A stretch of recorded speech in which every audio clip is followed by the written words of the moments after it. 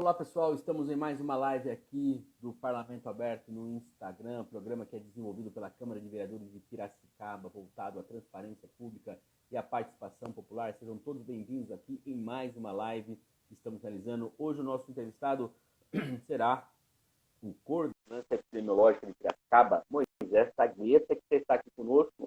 Já estou chamando ele, espero que... Olá, Moisés, tudo bem? Tem. Isso aí não entra, não foi? Vai fora.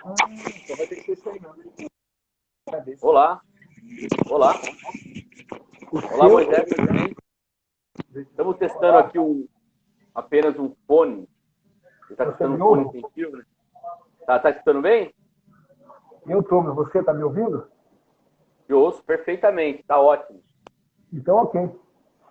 Então, beleza, vamos começar já? Já são...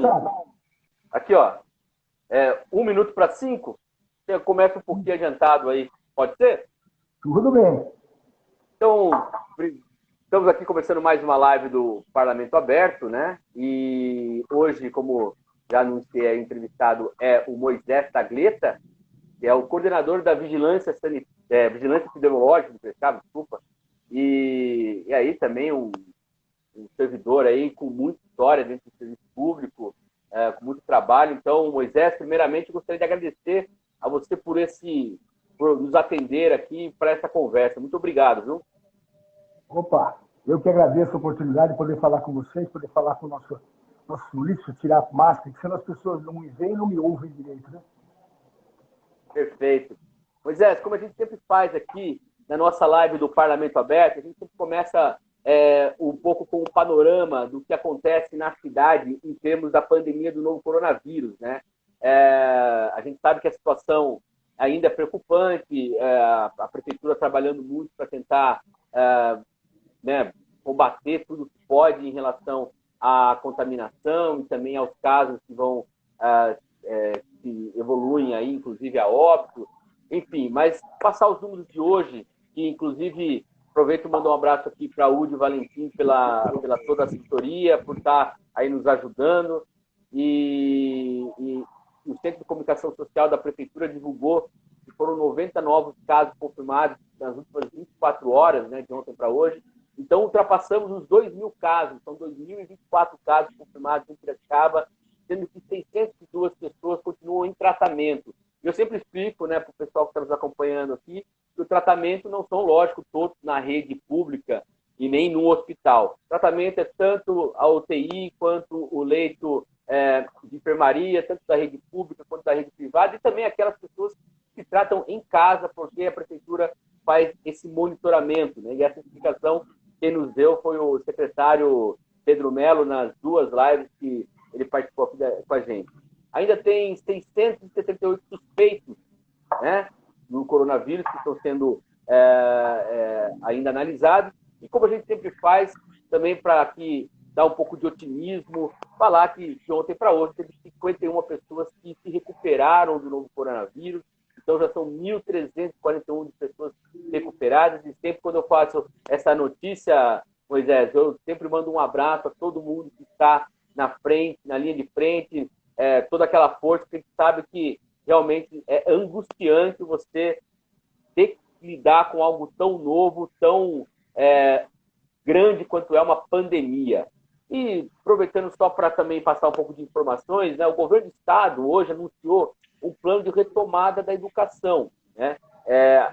Segundo o governador João Dória, né, a perspectiva é que a partir do dia 8 de setembro comece a retornar, veja bem, começa a retornar às aulas presenciais nas creches, nas escolas e nas universidades. Mas para que isso ocorra, o estado de São Paulo deve estar na fase 3, ou seja, na fase amarela da reabertura há pelo menos 28 dias. Hoje, exatamente hoje, não tem nenhuma região do estado na fase amarela.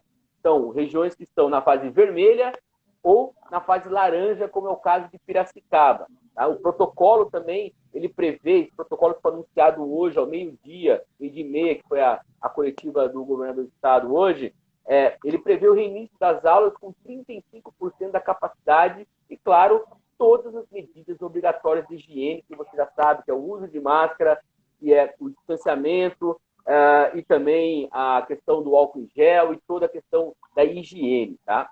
E, dados dessas informações, só queria lembrar, né, que o Moisés ele é hoje o coordenador da vigilância epidemiológica, talvez dentro da estrutura do município, o setor que está mais vamos dizer assim, no epicentro do combate à epidemia, e é isso que a gente vai conversar aqui hoje, Moisés. E antes da gente entrar no estágio atual da pandemia no município, gostaria de retomar um pouquinho da história, né, recente aí, e pedir uma avaliação, né, de alguém que, né, está na área da epidemiologia e sobre a questão do isolamento da cidade, né? Eu acompanhei muito desde o início, né, por conta aqui do nosso trabalho do Parlamento Aberto, o sistema de inteligente monitoramento, né? E em nenhum momento ali, se você pegar no final de março, durante o mês de abril e comecinho de maio, Piracicaba chegava a 57%, 58% de isolamento, que é aí considerado recomendável, né, que era 55% de isolamento, mas nunca chegou a 70% de isolamento, como é considerado ideal, né? E queria que tivesse uma avaliação de como o senhor vê esse isolamento que foi realizado em Piracicaba, o quanto é possível a gente projetar do quanto que foi possível segurar a contaminação do novo coronavírus na cidade. Bem, a gente quase dizia que o isolamento que não foi feito na cidade, né? Porque as pessoas, na verdade, a gente brinca, mas na verdade as pessoas aí, na média, 47%, 48% a gente vai ter aí, né? E que é baixo, na verdade é baixo porque se esperava maior isolamento, porque, sem dúvida alguma, é a única forma que existe de conter a epidemia. É a única forma que se pode considerar realmente viável de fazer isso, né? A gente atingindo um distanciamento pequeno, um isolamento pequeno, vamos dizer assim, claro que a nossa epidemia tende a crescer com maior velocidade. E é o que a gente foi notando. As pessoas, e aí ficou, vamos pegar esse do governador hoje, né? Então, todas as primeiras legislações, os primeiros decretos, e até agora os decretos, estão sendo lançados pelo Estado, né? E estão sendo acompanhados pelos municípios. O que tem acontecido? O Estado promoveu um fechamento, vamos dizer, né? Para nós, podemos considerar mais precoce do que talvez a gente tivesse a grande necessidade. Nós estamos andando 15 a 20 dias atrás da Grande São Paulo, na epidemia, né? Mas, como Estado, ele não tem como dizer aqui, ali e aqui, né?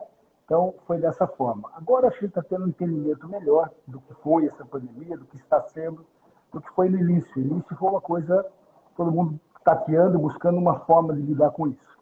Na verdade, se a gente não tivesse feito isolamento, pode ter certeza que a situação estaria muito pior. Mas a gente ainda está registrando algo mais, assim, uma epidemia maior do que a gente projetava, né? A gente projetava uma curva um pouco mais branda do que ela está ainda.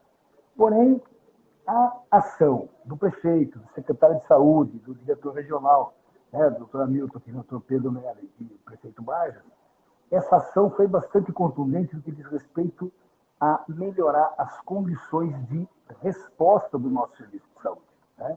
Então, você tem que analisar essas duas coisas, como está caminhando a epidemia, como está a tendência da doença, né?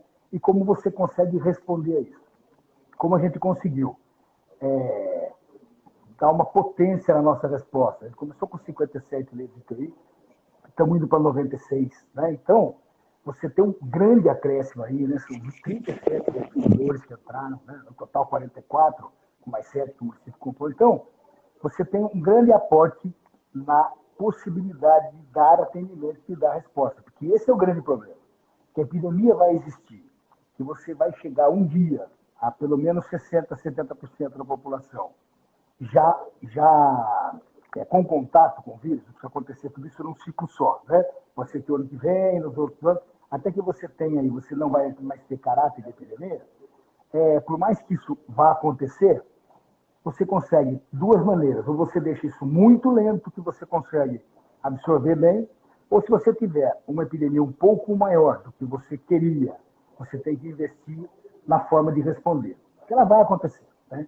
Então, por exemplo, pecamos por um lado, o município todo, né? Nós, população, Piracicabana, de não ficar em casa, mas por outro lado o município vem fazendo bem a sua lição de casa e segurando bem a sua estrutura de saúde para responder à pandemia.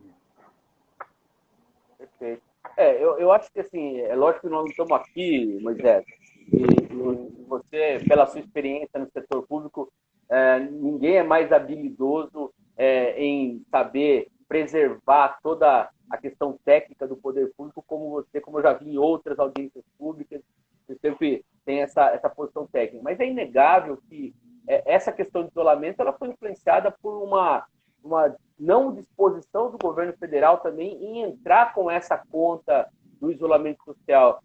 Senhor, eu sei que a gente não pode ficar fazendo questões políticas, nem quero entrar nesse aspecto, mas é um fato, inclusive o governo federal defende até hoje.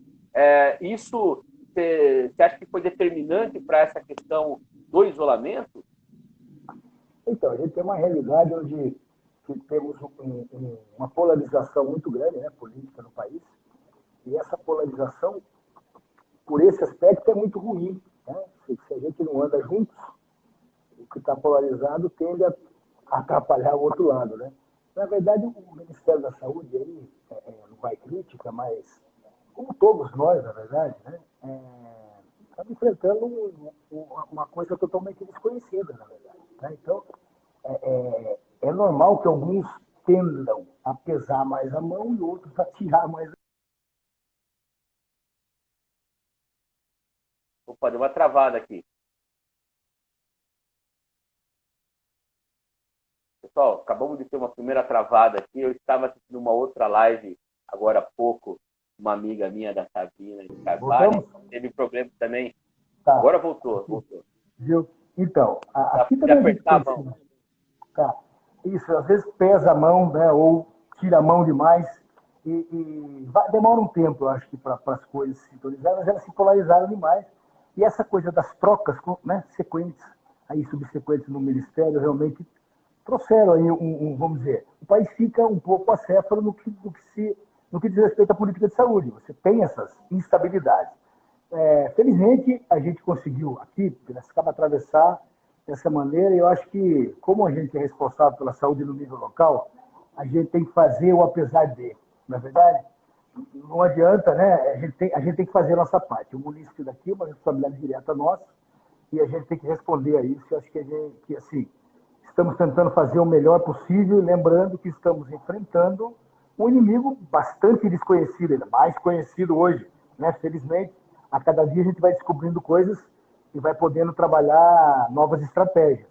Mas, de qualquer forma, é uma coisa que assusta as pessoas. Né? É só a gente pensar, toda vez que teve uma pandemia, né, quem já atravessou mais de uma, por exemplo, do Goiás, não sei quem atravessou, quem lembra disso, era totalmente diferente o tratamento que se dava e que se dá hoje, embora ela continue existindo a doença. Né? Então, você vai aprendendo, vai sabendo como lidar e como poder trabalhar com as pessoas. Porque, na realidade, o que a gente mais quer é salvar vidas. E o que está claro de toda a história da pandemia no mundo inteiro, salvar vidas é manter distanciamento social. E agora o testar, né? Que está se falando muito do testar. O Brasil, esse foi um outro pecado nosso, a gente testou pouco. O país, não estou dizendo Piracicaba. Existe a crítica de que a gente testa pouco, mas é uma política no país inteiro, não é uma política nossa, né? É uma política que dirige a testagem a segmentos populacionais específicos, prioritários. Então, muitas vezes a gente ouve, né, o pessoal que está lá na tenda ouve todos os dias reclamações de, poxa, eu estou com sintomas, mas eu não vou fazer o teste. Não é a gente que está barrando fazer o teste. O sistema não vai fazer. Se o teste vai chegar no laboratório, não vai ser feito, não adianta. Né? Então, talvez isso também já ampliou bastante, talvez a gente mude. Quer dizer, nós estamos aprendendo dia a dia e fazendo dia a dia, mas, assim, estamos dentro do esperado. Então, né, nada que possa causar pânico e nem deva. Nós temos que enfrentar com serenidade, todos nós. Perfeito. Só para confirmar uma informação, nós saímos de 57 leitos de UTI e fomos para 96, foi isso? Uhum, isso. Nesse período, então, de março, quando começou a pandemia, ali, eu lembro que aqui começou lá pelo dia 20, mais ou menos, né, de março, quando começou a fechar. Então, de lá para cá, foram de 57 para 96, estamos aí falando de 39 novas UTIs, né? Novas vagas, né? Vagas de UTI.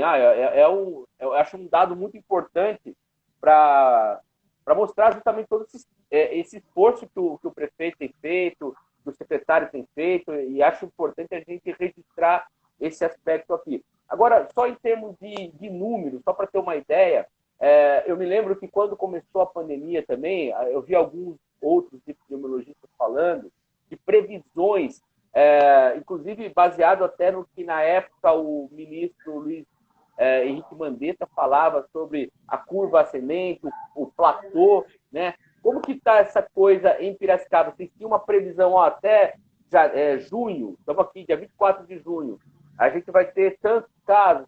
Isso chegou a ficar dentro do previsível, Moisés? Sim, a gente está caminhando próximo disso, numa linha bem um pouco acima, mais próxima. Quer dizer, toda a questão aí é uma previsão matemática, a gente está com o desenho da curva andando aí. Perfeito. E em relação ao outro aspecto que aqui eu queria tratar com você, que é um pouco do comportamento dos gestores de modo geral, tá? E também aqui não quero particularizar, não. Mas no início da pandemia, eu me recordo muito de olhar os números dos casos. Hoje, é muito falado da taxa de contágio. Explica para mim o que é essa taxa de contágio, como que ela é medida? Então, ela é medida você trabalhando dados de um período, né? Um período contra o outro. Então, você sempre faz, isso acaba dando uma taxa aqui mostrando o nível de crescimento, né? O nível de crescimento, por quê? Isso hoje é mais possível de se trabalhar. Porque hoje nós temos o que a gente chama do contágio da infecção comunitária. Quando você tem grupos muito fechados, você não tem como calcular a taxa de contágio, a não ser que seja em cada tipo de grupo. Agora que você tem algo um pouco mais disseminado, pouco não, bastante, infelizmente, né? Disseminado, você consegue trabalhar com taxa de contágio. E ela que determina a velocidade que você tem de epidemia. Quanto maior essa taxa, maior a velocidade. Lembrando que cada um vai levar para 3, 4, 5, né? Então, essa taxa ela vai abrindo o leque. Oi? Em Piracicaba, como que está essa taxa de contágio hoje em Piracicaba? Ela deu uma ligeira subida nos últimos 15 dias e tem uma tendência de uma estabilização, porque não é no número absoluto, né? Você trabalha com intervalo. E no intervalo a gente está aí na faixa de 1,5, nessa faixa. É isso que está mantendo a gente nesse fator, por exemplo, do Estado, a gente está se mantendo no fator laranja, por aí, tá? O e-mail é assim, uma pessoa contamina uma pessoa e meia, é isso? É a taxa de contágio? Mais ou menos. Não é tão matemático, mas é mais ou menos. Não é uma matemática tão, né? Porque existe uma dinâmica social, né? Que vai, que assim, não é um número, não é 1 mais 1 é 2, né? Às vezes 1 mais 1 vira 8, vira, enfim, isso, é uma coisa meio fora do que a gente está mais exponencial, mais exponencial. Essa palavra é boa. E aproveitando já que estamos nesse tema, né? Você falou da questão das UTIs, né? Que aumentou. Eu já falei, enfim, eu sei que talvez não seja especificamente o setor que o senhor trabalha, mas hoje como está a taxa de ocupação dos leitos de UTI em Piracicaba e como que a vigilância epidemiológica vê essa questão, assim, como que esse contato, esse acompanhamento dessa taxa de ocupação? Então, não é exatamente, a gente não trabalha diretamente nessa área, mas a gente tem essa informação por fazer o nosso balanço, né? E essa taxa ela está variando entre 47 até 57, entendeu? Sempre abaixo dos 60. Então, ela está num quadro bastante razoável ainda, né? Vamos dizer assim, favorável, a partir do momento que a gente teve todo esse aumento, inclusive, de resposta. A gente conseguiu ficar numa taxa, mas que não é nada confortável. Né? Só estamos num nível confortável, nada, nunca é confortável. Né? Você trabalhar com pessoas em casos graves, né? Porque a doença leva as pessoas a quadros graves, por isso terminam no UTI. Né? Então, claro que não é nada confortável, mas ele está trabalhando assim, com possibilidade e com recurso para trabalhar. Né? Exatamente. O isolamento ele sempre teve esse objetivo de retardar a contaminação para que os governos pudessem se estruturar para melhorar a situação de leite, melhorar a situação de atendimento, até conhecer como, de fato, tratar a doença, né? Porque isso é claro também. A gente não pode esquecer que, você falou da questão da AIDS, né? A descoberta do vírus da AIDS, eu acho que tem o quê? 40 anos, né? Para mais. Nós estamos falando de algo que foi descoberto há 6 meses, né? Agora, né? Também tem esse A política aspecto. pública foi ontem. Né? Sim, sim, com certeza. Agora, aproveitando nessa experiência que eu tenho em relação à questão do tratamento da AIDS, né, que todo esse trabalho, quais são as lições que ao longo da sua história dentro da epidemiologia você consegue trazer para esse momento que é extraordinário? Então, as lições, primeiro, é ter muita calma e cautela ao trabalhar, ao se pronunciar até, né? Porque a gente vê aí cientistas todo dia, né, se desmentindo eles próprios, né? Porque coisa... Mas faz parte, eu acho, do crescimento da ciência e sempre buscar o que é possível de história. Como a gente está vivendo a pandemia depois, né, da Europa, a gente tem parte da história na Europa, embora a Europa não tenha conseguido formular uma resposta. Né? Mas hoje eles conseguem avaliar onde houve falha, qual teria sido a melhor resposta, e para isso, para nós, é bastante válido. Né? A gente acompanhar o que eles estão conseguindo hoje, entender da pandemia que eles tiveram, que é o que a gente está passando. A gente está num momento que eles já tiveram. Então, uma das coisas que a gente aprendeu, por exemplo, que Piracicaba fez sua lição de casa, e aí a gente teve um parceiro bastante importante, que foi o Rotary Club do Brasil, foi trabalhar com o ILPI, né, com as instituições de longa permanência de idosos. A gente viu que a história mostrou lá na Europa que quando a doença entra num chamado asilo, né, que se chama no mundo inteiro, você tem uma situação dramática realmente. Você perde vários daqueles idosos para a doença. E a gente, obviamente, aqui não ia ser diferente. Quando a gente teve a possibilidade, pela primeira remessa de teste que chegou no município, emprestado, no torpedo, pelo emprestado de um outro município, para devolver depois, é uma coisa. A gente fez a testagem lá no lar Betel, onde estava começando, né, e a gente estava começando com o caso. Ali ficou muito claro para a gente que o assintomático tem sim um papel importante. Está travando um pouquinho. Porque quando a gente chegou lá, a gente tinha daí gente começando a ter. Oi, voltou? Voltou? Voltou, agora voltou. Que está falando sobre a questão dos testes que foram direcionados para as casas de repouso de idosos. Né? Isso. Então a gente foi fazer o teste e notou lá que, embora aquele momento estivesse começando a ter sintomas, algumas pessoas apresentando sintomas, que a gente teve notícia, a gente entrou na instituição e quando fizemos a primeira leva de teste, a gente já notou que tinha pessoas que já tinham tido a doença e já tinham desenvolvido a imunidade. Ou seja, ela foi silenciosa. Né? Então, quando você tem uma instituição fechada, é de suma importância entender isso. É de suma importância encontrar também o assintomático, que ele vai determinar a epidemia. Não com tanta possibilidade de infecção quanto o sintomático, né? Mas ele vai também ter a possibilidade de transmitir, sim. Então, foi uma coisa que a gente aprendeu. E aí a gente pode ver que em lá, com 82 idosos, você fala, foi grande, foi uma perda grande, nós perdemos 11 pessoas das 82.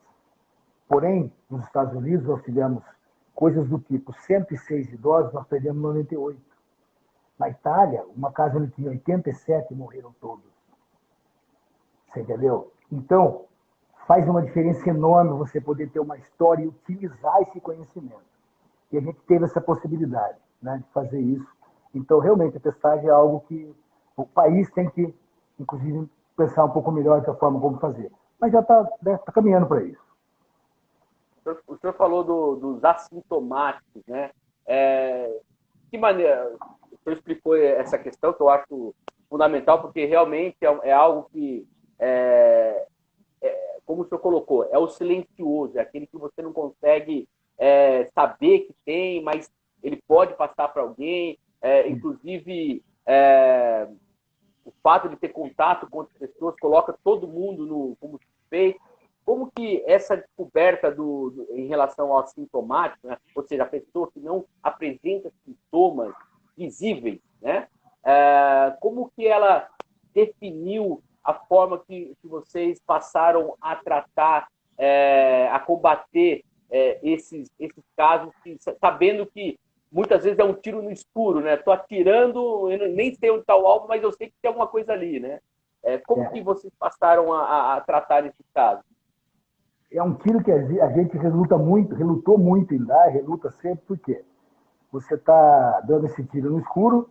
Se você encontrar o positivo, bem, você achou um assintomático que pode realmente proteger as pessoas que estão em volta para que ele não venha a transmitir. Embora ele transmita aí, o EMS está falando em algo de... ele tem 40% só da chance de transmissão em relação aos outros, né, do que quem tem sintoma. Mas o maior problema é que você está dando um tiro que, se for negativo o teste, não te diz muita coisa. Porque todos os testes eles estão relacionados a sintomas. Porque existe todo quadro viral, existe para você fazer o teste rápido, todos eles são sorológicos, né? São imunológicos. Você vai buscar anticorpo anti-SARS-CoV-2. Você tem uma janela para poder o organismo produzir uma quantidade suficiente de anticorpos para que o teste detecte, né? Isso está em torno de 5 a 7 dias. A partir disso aí, você ainda tem... Aí você desenvolveria alguns sintomas. A partir do 8º dia de sintoma, você teria daí o que a gente chama, pelo menos, o IgM, que é um tipo de anticorpo. Depois você passa a ter o IgG, que já é o anticorpo considerado anticorpo de imunização. Então você tem aí um período que o teste não dá resultado. Você pode já ter o vírus, mas o teste rápido não dá resultado. Então por isso que tem gente que fala assim, eu fiz um teste e deu negativo na semana seguinte, ou 3 dias depois eu fiz o do nariz e deu positivo. Pode dar. O teste que faz o do nariz, que é o PCR, né, que todo mundo fala o teste do nariz, mas é o PCR em tempo real, ele funciona muito bem entre 3º e 7º dia. Ele busca o vírus. A grande atividade viral está entre 3º e 7º dia de sintoma. Então veja que todo teste é desenvolvido por um período em relação aos sintomas. Se eu estou falando em assintomático, o tiro é no escuro. O teste não prevê essa situação. Então, o negativo de um teste num assintomático não quer dizer muita coisa. Ele pode estar numa fase que ele ainda não tem sintoma, ou ele pode estar numa fase onde ele já desenvolveu a doença sem sintoma. Então, se eu encontrar anticorpo nele, significa que ele não teve sintoma, ou teve sintoma muito fraquinho, que para ele nem quis dizer nada, né? E ele já desenvolveu a doença e já saiu dela. Nós tínhamos idosos dessa forma dentro da instituição. Uma senhora, que é um quadro que ficou emblemático para a gente, uma senhorinha muito simpática, sabe aquela senhorinha típica, meio vestidinha, do óculos de sol grande, né? E com 103 anos, muito lúcida, e ela fez o teste, ela já tinha o IgG, que é o anticorpo de imunização, e fez o PCR, que é o do nariz, e deu negativo. Ou seja, ela já passou pela doença. E nós estávamos tendo o quadro naquele momento, então. Vários, eram 20 quase na situação dela. Então a doença estava instalada há muito tempo. O que a gente fez? Passou a testar todos os outros antes que os sintomas chegassem. Né? E a gente teve uma resposta muito melhor do que a gente podia esperar. Então, a gente vai aprendendo, né? Não, perfeito. Essa explicação, para mim, deixou tudo muito claro como, apesar do que nós vivemos com a questão do Lab Betel, né, que é o que você está citando,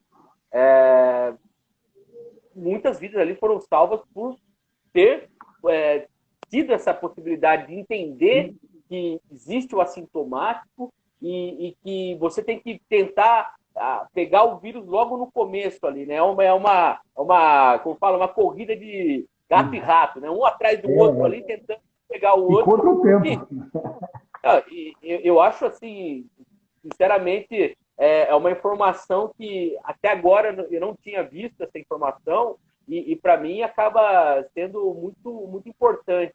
E aproveito também já para a gente meio que fechar esse assunto, tentar deixar isso claro. Então, tendo toda essa experiência que você está relatando do Lar Betel e acredito que isso também foi levado a outros grupos ali As 27 instituições do município, todas. Que vocês foram analisar, isso mostra, então, isso dá a noção para nós de que realmente a quantidade de contaminados é muito maior do que aquilo que consegue ser captado, correto? Correto. Todo quadro viral, toda doença viral, e eu vou te dar um exemplo muito nosso aqui, do nosso país, da nossa região, a dengue. A dengue, sempre que todos os lugares que fizeram um inquérito sorológico, né, pega a população toda e testa para verificar, a dengue tem uma média de 17% de sintomatologia, ou seja, 83% das pessoas que têm dengue. Então, quer dizer, você tem 83% da epidemia silenciosa. Com o corona não é diferente. A Organização Mundial da Saúde e alguns institutos têm chegado a um número próximo de 80 a 85 de assintomático. Então, na verdade, quando você enxerga os sintomas da doença e a gravidade da doença, está enxergando uma pontinha do iceberg. Né? Muito silenciosa. Quer dizer, eu posso ter tido, eu não fiz nenhum teste, não tive nenhum sintoma, mas eu posso ter tido. Mas eu vou contar uma coisa, aproveitando já que nosso tempo tá bom. No início da pandemia, eu comecei a fazer isolamento, né? A Câmara mandou todo mundo trabalhar em casa, né? Fazer home office. Às vezes que eu tinha que sair no supermercado e eu voltava a parecer com algum sintoma de gripe. Eu falava, sabe, com dor no corpo, eu não sei se era psicológico, por conta de todas as informações, mas eu voltava com o nariz, né, com coriza. Eu falei, caramba, será que eu não peguei esse negócio? Lógico que nada se desenvolveu. Isso pode ter. Você acha que isso é um efeito mais psicológico? Ou realmente o fato de você circular com o vírus por aí, ele dá aquela. Ele pode chegar a ter esses efeitos? Então, né, para cada um é diferente. Eu tenho um amigo que, quando testou, ele fez o primeiro teste rápido. E aí deu o IgG, né, que é aquele, o já de imunização. Ele foi fazer o PCR, deu negativo. E aí, nesse período que ele esperava o resultado, depois ele falou, nossa, mas eu estava pensando, teve um dia que eu acordei muito mal, tive uma febrezinha de manhã, tive diarreia e fiquei com dor de estômago o dia inteiro, ruim, rapaz. Mas foi assim, só um dia. Foi o sintoma que ele teve, entendeu? E tem gente que não sentiu absolutamente nada, que relata que não sentiu nada, não se lembra de ter sentido nada. Você entendeu? Então é uma coisa assim. Por quê? Porque isso depende muito do nosso sistema imunológico. Esse é o nosso grande problema. Nós estamos lidando com uma doença que não tem remédio. Não é uma doença que não tem cura, é uma doença que não tem remédio. É muito pior do que não ter cura. Né? O que você tem remédio? Você tem remédio para diminuir a gravidade dos sintomas. Para você não ter um remédio que ataca diretamente o vírus. Né? Então, você depende muito da resposta de cada pessoa. É impossível saber qual é a resposta que a pessoa tem, como é que o organismo dela enfrenta.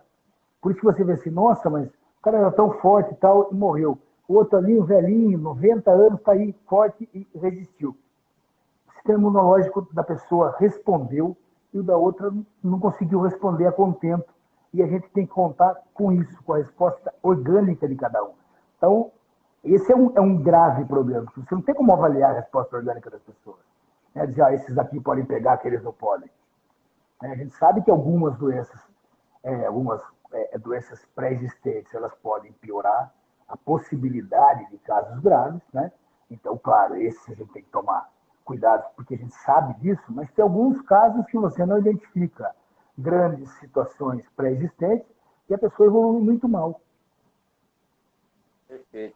E também, só para a gente finalizar esse assunto, bom, na verdade eu vou aproveitar aqui, que o pessoal está falando aqui, a Daniela Caroba, que inclusive é colega nossa lá da Câmara, ela fala o seguinte, ó, na última semana houve um grande aumento no número de casos confirmados em nossa cidade.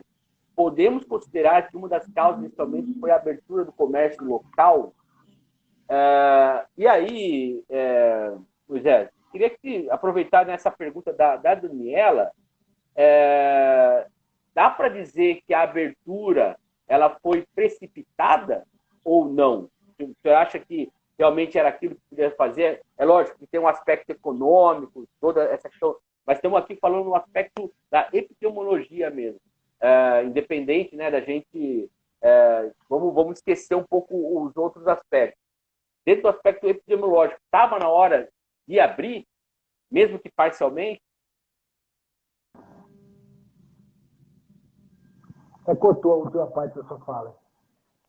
Desculpa. É que eu li a pergunta aqui da Daniela Caroba e ela colocou Não, que nos eu ouvi últimos o dias... começo, aí depois só o finalzinho. Sim. E aí, só o final que eu dizendo o seguinte, vendo pelo lado epidemiológico, vamos esquecer um pouquinho a questão econômica, todo esse outro debate, né? Mas pelo lado epidemiológico, dá para dizer que estava no momento que era possível realmente fazer essa abertura, mesmo que parcial, do comércio, com algumas atividades. Você acredita que, né, porque ela está perguntando aqui sobre a retomada e o fato de ter aumentado os casos, né? Então, é impossível determinar, assim, de uma forma tácita, dizer, olha, agora pode, agora não pode. O mundo inteiro trabalha dessa maneira. Abre, porque você não pode sacrificar as famílias, quer dizer, chega um ponto que você tem pessoas que vão sobreviver ao Covid e morrer de fome. Não é assim que dá para trabalhar. Então, tem que ter toda essa avaliação, e nessa avaliação, você não consegue ter uma coisa quadradinha, matemática, para dizer, olha, agora pode abrir, agora não pode abrir. Então, você flexibiliza, todos os países fizeram isso, e não tem outra forma mesmo, você flexibiliza e acompanha para ver qual é o reflexo, se esse reflexo é absorvido ou não é absorvido. No nosso caso, até então, houve reflexo? Houve. Óbvio que houve reflexo, que vê que a curva refletiu. Porém, com a resposta que a gente tem de serviço de saúde, a gente está se mantendo no mesmo patamar. Esse laranja, ele é calculado, tudo isso calculado junto, né? Então, a gente continua na mesma faixa que a gente vinha, né? Porque a gente tem uma resposta boa do sistema de saúde. Então, todas essas coisas entram no cálculo para você fazer. Então, não é só se a curva sobe.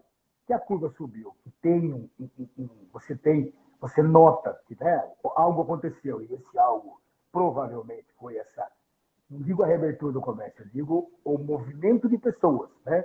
O mais movimento de pessoas, você tem um reflexo na epidemiologia, mas não chega ainda, no nosso caso, ele está dentro de um patamar que a gente absorve, entendeu? Enquanto isso for assim, a gente vai continuar tentando progredir também na área econômica, porque a gente não pode parar. Mas, assim, alguns municípios que tiveram, a hora que fizeram esse balanço, né, eles estavam muito próximos de entrar, por exemplo, no vermelho e voltaram. Aí é uma questão que você tem que analisar o tempo todo. Oi. Então, por exemplo, teve alguns municípios que, na hora de fazer esse balanço, eles perceberam que o crescimento estava muito grande para a capacidade de resposta que eles tinham construído, né? Então, eles já fecharam novamente. Ainda não foi o nosso caso. Óbvio, se a gente chegar a um ponto, né, um grupo que chegar a um ponto de dizer que vai ter que fazer isso, não tem como fugir. Né? Perfeito. Essa posição que o senhor está colocando me faz lembrar uma fala do prefeito, inclusive, né, o prefeito Vargas Neves, ele participou de uma live nossa, e ele falou uma coisa que eu achei bem importante. Ele falou, claro, nossa preocupação é evitar o quanto for possível a contaminação, mas caminha junto à preocupação do sistema absorver. Se o sistema consegue absorver, então é evidente, né? E aqui lembrando, e aproveito já emendar outra pergunta, Moisés, e é o seguinte, né?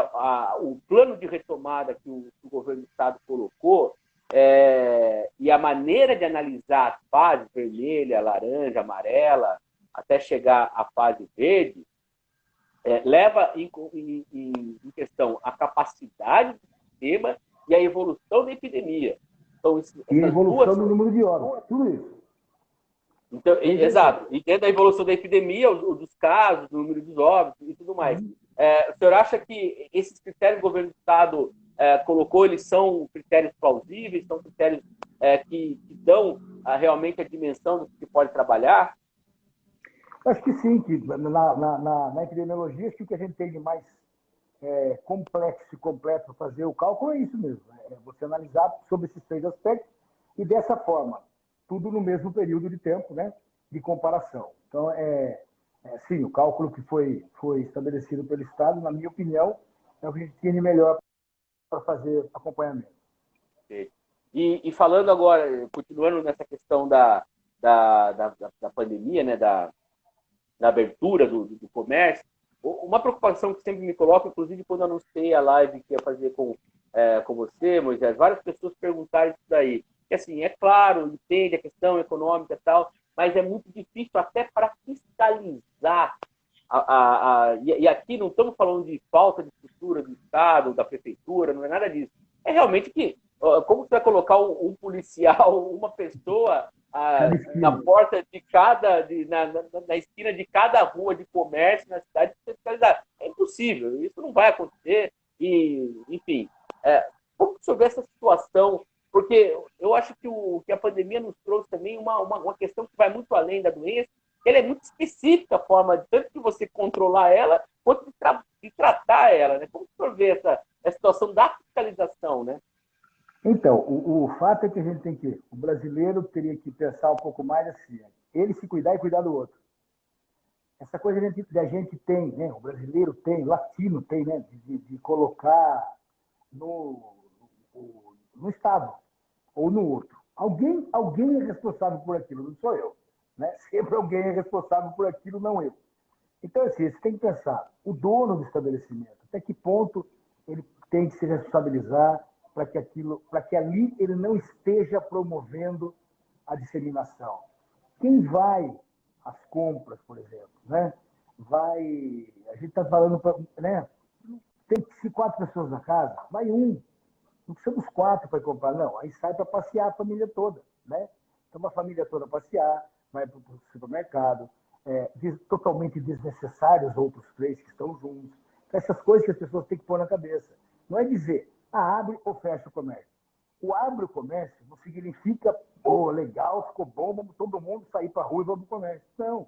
O abrir o comércio significou, vamos retomar a economia, porque esse setor está sofrendo muito com a pandemia.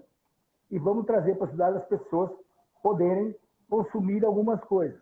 Agora, consumir algumas coisas vai de prioridade. Né? Não precisa todo mundo sair para comprar. Então, o comerciante tem a sua parte, mas o cara que vai comprar, o consumidor, também tem a sua parte. Né? A sua parcela tem que ter de responsabilidade. Então, não dá para deixar isso um na mão do outro. Eu tenho a minha parte e o outro tem a dele. Então, vamos fazer direito, vamos sair de máscara. Vai comprar alguma coisa? Vai, entra na loja, compra, sai. Né? Deixa o outro, entra, sai. Vamos fazer com que isso funcione, possa todo mundo sair da pandemia com o mínimo possível de prejuízo. E aí, prejuízo eu não estou falando só financeiro, de prejuízo no geral, né? Prejuízo de vidas, prejuízo de qualidade de vida das pessoas e prejuízo financeiro também. Se todo mundo ficar imbuído dessa ideia, a gente não teria graves problemas. Você não precisaria fazer, como alguns lugares propuseram, lockdown, né? Fecha, e acabou e foi toque de recolher. Não. O que precisa ter, na realidade, é um pouco de responsabilidade de todo mundo. Não dá para, de repente, só porque aconteceu uma flexibilização, haver um churrasco com 30 pessoas. Quer dizer, quem convidou é irresponsável, quem fez na casa é irresponsável, quem combinou as coisas é irresponsável. Tá todo mundo. A responsabilidade é de todos aí. Né? Não dá para ter uma festa no meio da rua com 300 pessoas, como nós vimos no final de semana aqui em Piracicaba, né? Lá, todo mundo viu essas imagens. Porque isso realmente vai trazer problema. Vão estar os 300 infectados? Não, mas não precisava ter nenhum deles infectado. né? Só não ter esse tipo de comportamento. Então, mas é difícil, estamos falando do comportamento humano, né? Então, no fim, fica tudo meio atrelado a determinações e regras que, na realidade, não teria necessidade de ser dessa forma. Né, gente? Mas acho que isso a gente vai aprender bastante com a pandemia, né? A gente vai aprender muito a como se relacionar, assim, como é que proteger o outro, como é que é essa coisa de você conviver. Então, em muitos condomínios você está vendo já pessoas que, não, fulano tem mais idade, ou fulano tem diabetes, hipertensão, porque as pessoas se conhecem. Eu vou fazer compra, deixa a compra dele na porta da casa dele, desinfeta a sacola. Isso já está acontecendo muito, está vendo a solidariedade, as pessoas um cuidando do outro. Acho que aí a gente vai aprendendo. O Brasil é um país que nunca teve desgraça, vamos dizer assim, né? Não teve guerra, não tem terremoto, não tem maremoto, não tem tsunami, não tem vulcão, né? Então a gente vai aprendendo com as pandemias, né? A Daniela está colocando aqui que não é momento para passear, realmente, infelizmente, né? Eu estava um pouco antes de entrar É uma aqui na. quarentena, não são férias, né? É um isolamento Exatamente, social, não estou. exatamente. Eu estava antes de vir para cá, Moisés, eu estava numa live da minha amiga Sabrina Scarpari, e ela estava entrevistando um outro amigo meu, que é o arquiteto Rodrigo Eno. Estavam falando sobre a reabertura de bar, a possibilidade de reabrir o bar, as formas que outros países estão encontrando para reabrir bar, a própria questão de design. Quem não queria ir num barzinho hoje tomar uma cerveja e ficar tranquilo? É lógico que a gente queria, né? Quem não gostaria de poder amenizar um pouco, mas não dá, né? Então a gente tem que fazer o isolamento, manter todo mundo aí em casa, se possível. E agora falando um pouco de futuro, né? Vamos trabalhar, estamos aqui com 46 minutos já da nossa live. Eu Então, fiz eu estou uma. preocupado que a minha bateria está indo embora, eu não acho um cabo aqui, mas faz. Estou com 10%. Ajuda aí alguém, ajuda aí. Fala Pois para é, não onde tem aí, ninguém, onde alguém. não estou achando ninguém, estou sozinho na sala, rapaz. Mas fale. Eu sempre, quando vou fazer live, eu deixo com o cabo conectado, porque eu tenho Pois é, um que não medo de. achou na hora um cabo aqui. Eu estava com 60%, 70%, que gasta muito, né?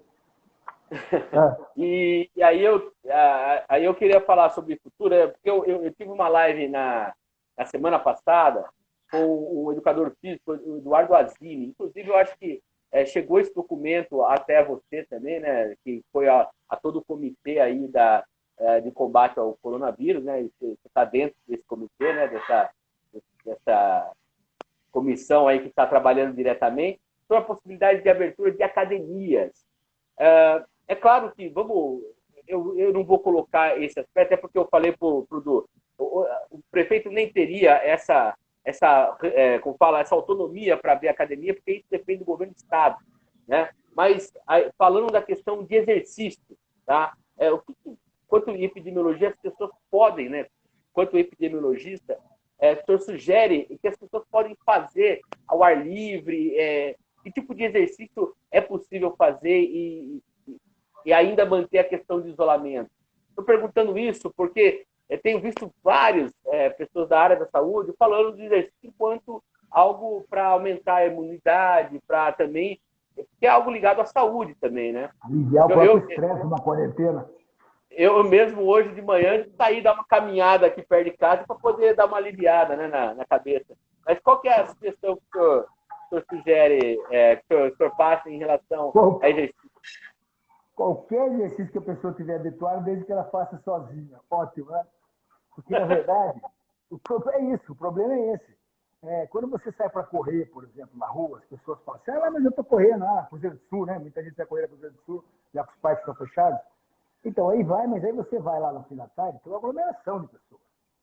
E já está provado que para você fazer uma conversa, você deve ficar a mais de 2 metros, de preferência usando máscara. Né?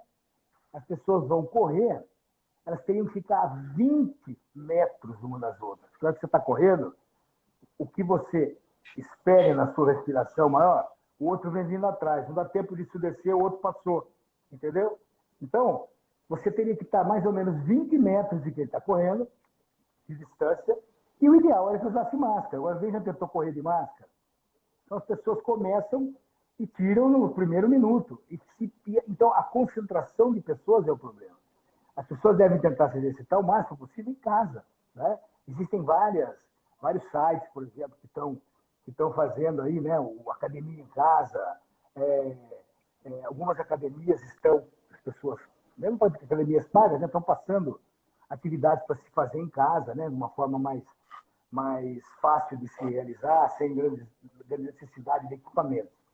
Isso é o correto, é se exercitar, mas se exercitar de uma maneira que não se exponha. Você vai para a rua, se expor, fica em casa, é possível não se exercitar. Perfeito. E falando, estamos aqui com 50 minutos, eu queria só rapidinho, em relação achou um cabo, olha aqui, ó. Oh, que maravilha, que bom. Então vai manter aí Nós vamos manter o fio, agora precisa em achar a ordem. tomada, ó. Tudo tranquilo, só a tomada agora.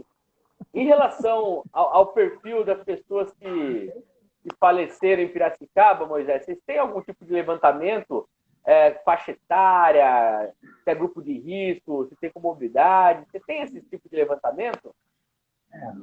90% na faixa etária acima dos 60, 70, né? Acima dos 70.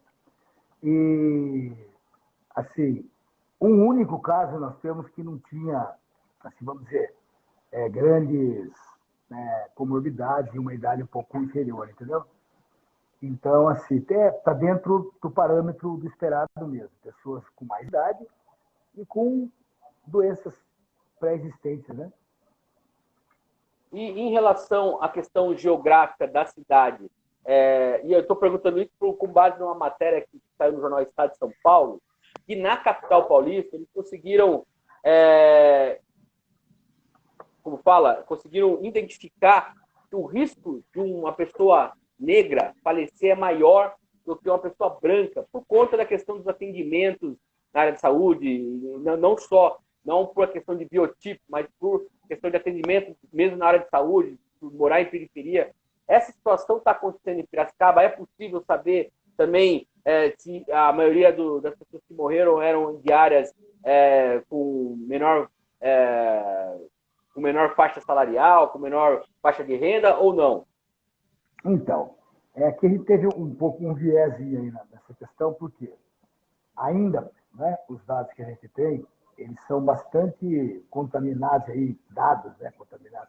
São dados que têm um viés por conta do que a gente vivenciou em instituições de idosos, né? São 2 instituições que tiveram bastante óbito. Então, se você for fazer esse perfil, isso vai dar um viés. Mas, assim, a gente ainda não tem essa coisa tão definida. Aqui, por exemplo, na classe do negro, né, da população negra, ou na população de menor possibilidade aí de econômica, né? A gente teve uma coisa mais distribuída. Agora, essa questão da população negra é uma coisa que a gente vê muito em doenças desse tipo, né? Você vê mais óbito, mas não porque os negros são mais suscetíveis, ou porque os negros são mais frágeis à doença, ou porque ela tem alguma preferência. Na verdade, é porque a gente tem aí uma dificuldade maior, né, dessa população a ter acesso. Isso é uma coisa que já está clássica no nosso país, né? Aqui a gente não registra tanto quanto você vê no montante do país todo, aqui em Piracicaba. Mas isso acontece em todos os lugares, né, no nosso país. É aquilo que a gente fala que é o racismo institucional, ele existe, ele está aí, todo mundo sabe, né? Embora ele seja no nosso país bastante velado, né? Mas ele existe. Perfeito, né? Excelente. É importante essa posição de alguém que é técnico, né, da área de epidemiologia e está colocando um problema que não é biológico, um problema social mesmo, né? Que é o desafio nosso, quem trabalha no serviço público, atender a todos, porque essa é a natureza aqui do serviço público, é ser universalista e dar condições para todo mundo ser tratado. E só mandar um recado aqui, ó, Moisés, o Alex está falando assim, ó, profissional competente e esforçado, Moisés Taglieta. Olha, eu tenho 20 anos de jornalismo. Acho que uma das primeiras pessoas que entrevistei foi o Moisés na prefeitura, há muito tempo atrás. E agora para... Estamos os dois mais velhos, digamos. Estamos. E estamos com 54 minutos. Rapidinho, que assim, o Instagram ele corta quando dá 1 hora, então eu gosto de avisar antes. Saiu um pouquinho do coronavírus, né? a Prefeitura tem uma matéria sobre a questão da vacinação contra a gripe em Piracicaba, que tem alguns grupos abaixo aí, as crianças menores de 6 anos e também os adultos ali entre 55 a 59 anos que não alcançaram as metas. Como está esse trabalho aí para conseguir chegar às metas de vacinação da gripe, que com toda a pandemia as coisas continuam, né? Pois é, nada para, né? Você sabe que esse ano a gente teve uma coisa, a gente fala, toda situação ruim acaba trazendo algumas boas experiências, né? A gente tem dificuldade em cumprir metas da vacinação em idosos. Travou um pouquinho aqui. Estava tão boa. Pessoal, deu uma travadinha aqui. Vocês estão ouvindo o Moisés? Moisés? Eita.